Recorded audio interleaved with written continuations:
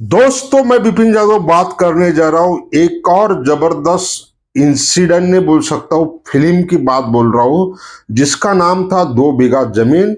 और 2 बीघा जमीन अगर देखोगे फिल्म को, 72 ईयर 72 साल हो गए भाई, लेकिन दिल से नाम नहीं निकलता फिल्म का।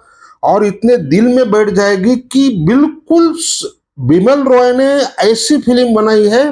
वो तो गुजर गए, लेकिन एक फिल्म, हालांकि बहुत बड़े मेकर रहे हैं बंगाल के, और सत्यजीत रे भी रहे, पाथर पंचोली भी बनाई, लेकिन बिमल रॉय ने वो काम किया है, आज देखता है बिल्कुल लगता है कि अपनी फिल्म है 2 बीघा जमीन। और उस दौर की इतनी छोटी छोटी बातें मेंटेन किया है। पहले तो मैं जो मोहंतो है, शंभू मोहंतो का बलराज सानी, सही में क्या काम किया है। बलराज सानी जैसा आर्टिस्ट मिलना मुश्किल है। क्या उन्होंने पूरी ऐसी ताकत लगा दिया कि वो अभिनय कर रहा है, नहीं कर रहा है। एक शंभू में तो वो खुद है निरूपा राय, और फिर कन्हैया, क्या बोले, कन्हैया रतन कुमार ने एक कैरेक्टर निभाया था। और जब मुझे ये विशेष बात पता चली, विशेष फरमाइश की बात निकली, तो मैं कन्हैया कुमार का आता पता ढूंढने की कोशिश किया। वो गुजर गए, लेकिन कन्हैया कुमार इतनी छोटी उम्र में इतना जबरदस्त काम किया है कि इस फिल्म से 2 बीघा जमीन से ये तो बात पक्की हो जाती है, हस्बैंड वाइफ और बेटे का रिलेशनशिप। और नाना पलसीकर जो बलराज साहनी के पिता बने थे, वो गजब के, इतनी जबरदस्त एक्टिंग, कितनी सहजता थी, कितना आसान जिंदगी थी। पहले के लोगों में आत्मीयता भी थी। और मुराद जो ठाकुर का कैरेक्टर निभाया है, उसका बिल्कुल सही कैरेक्टराइजेशन हुआ है। और ऐसा लगता है कि उस टाइम पे तो कास्टिंग डायरेक्टर नहीं थे, तो फिर इतनी कास्टिंग कैसी हुई, वो विषय का भाग है।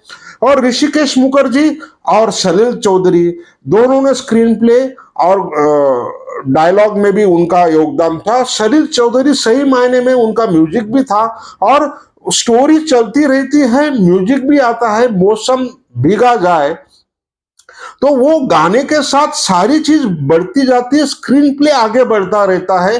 और 235 रुपए के लिए फिर शंभू को एक पैसा कहां से आ जाएगा। और जो हुकूमत चलती है गांव में ठाकुरों की, वो तो बरसों से चल रही थी, और वो बगावत करके कैसा 3 महीने के अंदर 235 रुपया लाएगा। और फिर जब वो अपने गांव से सिटी में आता है, और पहले तो अकेला आता है, फिर कन्हैया उसका बेटा कैसा जबरदस्ती आ जाता है, वो भी स्क्रीन प्ले का मास्टरिंग है उनकी। और फिर बेटे को भी एक्सेप्ट करके बाप बेटे की जो कहानी एक एक चीज दिखाती है। और बुखार आ जाता है, पास में पैसे नहीं है, फिर वो कैसे, जब बुखार आ जाता है, बेटा ऐसा लेटा हुआ है कि बस अब मर जाएगा, लेकिन वो बोलता है कि बापू मेरे पास 10 चौवानी कुछ बोलता है। लेकिन एक्टिंग कन्हैया कुमार की, कन्हैया जो कैरेक्टर है रतन कुमार, आज जिंदा होते तो मैं सही में कलकत्ता जाके उनको पूरा सारी चीज बात करना चाहता था। लेकिन दुर्भाग्यपूर्ण बात है कि वो गुजर गए 2016 में। और लालू उस्ताद जो जगदीप का कैरेक्टर है, वो तो कमाल है। दुर्भाग्यपूर्ण बात है कि सब लोग इधर के गुजर गए, कोई बचा नहीं। और जो जानने वाले थे, एक लिरिक्स राइटर थे योगेश गौर, उनका नाम था योगेश करके, बहुत बड़े राइटर थे, गाने लिखते थे आनंद का और अन्य का। वो भी मैं उनसे मिला था, अगर वो भी होते उनको भी सलील चौधरी के बारे में पूछता। लेकिन मिट्टी की फिल्म थी, इतना दर्दनाक इमोशनल ड्रामा, और फिर 235 के लिए कितना संघर्ष करना पड़ा। और एक एक चीज ईमानदारी भी उतनी दिखाई गई है, और उतना ही डाकू मतलब लुटेरेपन भी दिखाया गया है, उतना ही इमोशनल भी दिखाया गया है। और बाद में शंभू की वाइफ जब आ जाती है कलकत्ता, तो वो कैसी मिलती है। और क्लाइमेक्स तो देखने लायक है। अपनी ही मिट्टी का मिट्टी उठा नहीं सकता डरा हुआ आदमी, आखिर में क्लाइमेक्स देखने लायक है।